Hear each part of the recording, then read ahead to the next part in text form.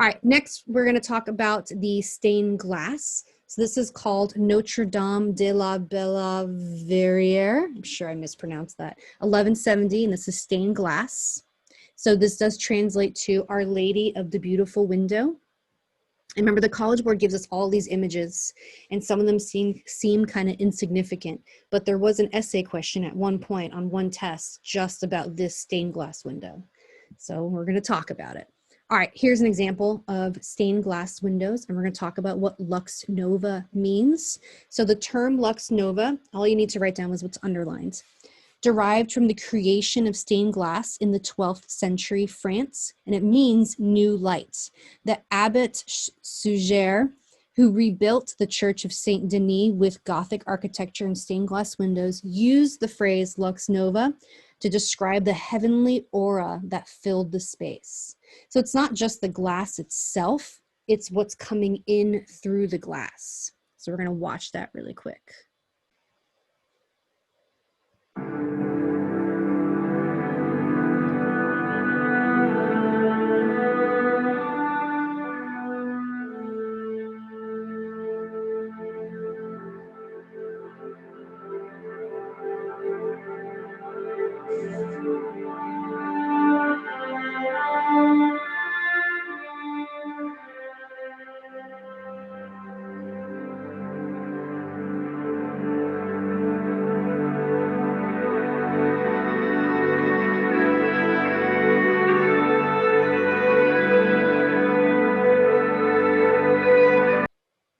All right, so based on what we saw, what would you say the function of lux nova is?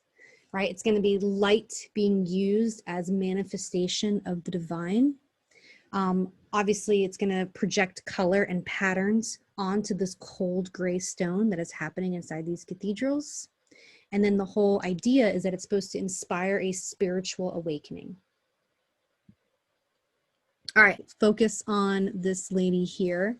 Context, this the lancet of this window survived that original fire. So when I'm saying the lancet, I mean just this one section of the window. Lancet is a window with a pointed or round top. Tall, narrow window with a pointed or round top. Think about a weapon being called a lance, right? It's kind of like a sword basically, and it had a pointed top. All right, content, what is being depicted. Obviously, if we see a woman with a small person in her lap, we know that it's supposed to represent the Virgin Mary and then her child Jesus in her lap, and then around her are angels.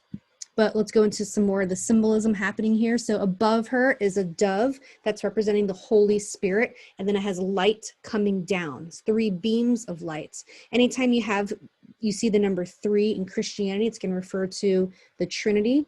What is that? The Holy Mother, Father, and Holy Spirit. Yeah, it's that thing okay. So that's what's happening right above her head. And then around Mary and Jesus, you have angels that are framing that center lancet on either side, and they're smaller. So then her being bigger is showing a hierarchy of scale. Also, they have the Byzantine halos, just the circles going back behind their head, and then Jesus has one with a cross in it to help identify him. Okay, form. The figures are all divine figures, and they are elongated. So the divine figures being the ones in the center lancet. They're elongated, that means kind of stretched out. They're frontal, facing you, and then they're non-proportional, which is supposed to represent more of a divine formality. Like this is the way that we depict religious figures, not really depicting them realistic looking. All right, trefoil. I'm sure I mispronounced that, but I'm just going to call it trefoil. This is that shape that is right above, and we're going to see this repeated. So we're going to write down that this is a 3-lobed arch, and again, symbolizes the Trinity. So 3 is very symbolic in Christianity, just like we're going to talk about 12 pretty soon. All right, you need to know the characteristics of Gothic architecture. So number 1 are the pointed arches, and you can see looking down the nave. So in the center, this is the nave, and then you have the arcade. So you have a nave arcade of repeating arches that separate the nave from the side aisles, and these are all pointed arches. And there's an illustration of pointed arches. Very popular in Islamic architecture as well when we get to that. All right, the ribbed vaults, you can see all down the nave, and there's an example of the ribbed vaults.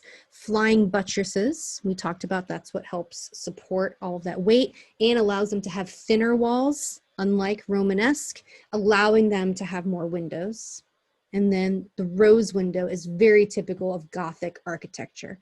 So we're going to talk about the rose window. I'm going to read here. The rose window begun as an oculus, so an open hole on the facade of Romanesque buildings. The rose window becomes an elaborate circular feature that opens up wall spaces by allowing more light in through the facade, so that front facade and the side transepts. Vocabulary, we need to know the word tracery. So tracery is the stonework that supports the glass in the Gothic windows. So if you look at the outside of that rose window, it has all of this stonework, right? So this is called the tracery.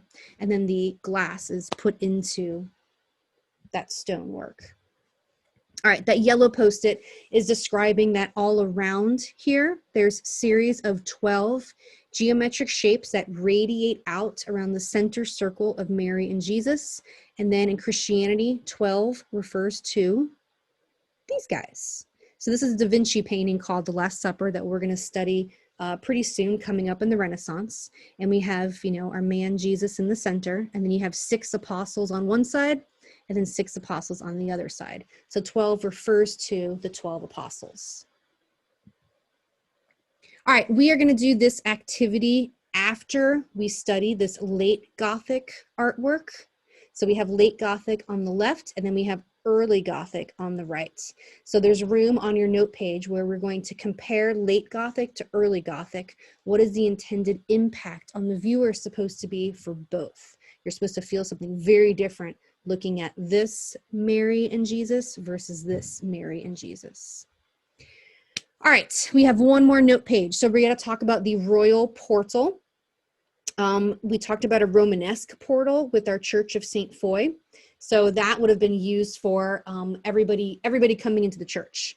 This royal portal was only used by the church officials, not the commoners. So the function is going to be different for this one.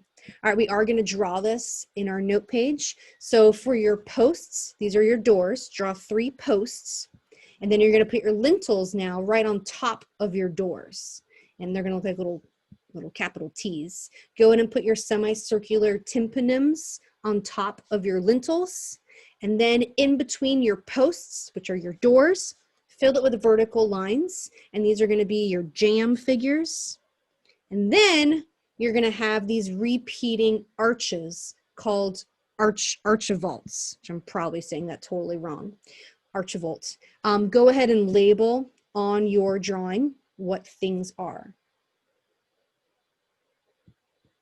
Okay, and then here's another illustration. We don't need to write down the definition, but the archivolt is bands surrounding an arched opening. So in the picture that I got, in the only picture that I got of myself in front of the Notre Dame in Paris, I can see really clearly the sculptures that are happening here in the archivolt. And then you have the gable right above, and then you have the rose window.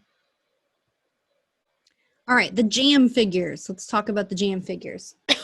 So the function of these, they both morally and physically support the church that they are in front of. So they are actual real columns, and then they morally support the church as well because they represent Old Testament prophets and kings and queens of Chartres. So fun to say. What I love about this is an example of the same cathedral. So you have early Gothic on the left, and then the ones on the right is considered late Gothic, was added on to the same cathedral at a later time. But you can see on the left a lot more stylized versus on the right, more realistic. All right, so what we're going to talk about really quickly, how can these jamb figures, the early Gothic, relate to Byzantine figures? What connections can you make between these two artworks? Right, obviously we're seeing that circular halo behind, very calm not a lot of expression happening in their face. But more importantly, we want to write down that each figure is a column, right? But very slender, very frontal, very linear, and then non-naturalistic. They reinforce the verticality, the soaring verticality of the whole building. Also, we don't need to write, but there's just so much to know. Each of these tiny little columns have their own capital. And then throughout all these 24 capitals, there's sculptures that's depicting the life of Jesus. All right, let's look at the tympanums inside the portal. So of course, Jesus is in the center of all of them, and he is in the mandorla again, just like our Romanesque portal. The mandorla is an almond orb-like shape that holy figures are placed inside. We're going to see Buddha placed inside a mandorla as well. All right, the left portal is Jesus's ascension, like rising.